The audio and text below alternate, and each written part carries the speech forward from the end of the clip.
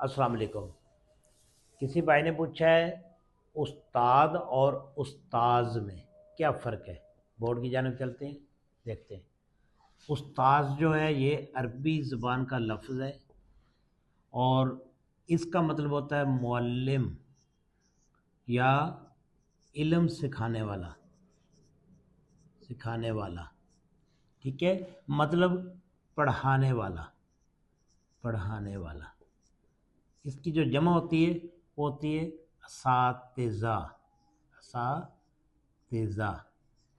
ठीक है, इसलिए ख़ास तौर पर जो उस्ताद है वो जो इल्म पढ़ाए, किताबी हो या कोई कुरान और हदीस हो या किसी किस्म का भी निसाब पढ़ाने वाले को उस्ताज बोलते हैं।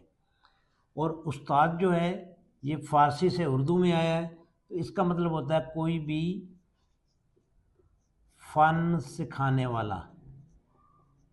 अब फ़न से क्या मुराद है, कोई टेक्निकल काम करवाता है या कोई दूसरा, जिस तरह कोई इंजन मैकेनिक है, मोटर मैकेनिक है, या कोई दर्जी है, कोई मोची है, कोई इस तरह के काम जो भी सिखाने वाला उसको उस्ताद बोलते हैं। इसकी जो जमा है वो है असातीद। असातीद। ठीक है, उम्मीद है मेरे भाई को समझ आ गई होगी। बहुत शुक्रिया।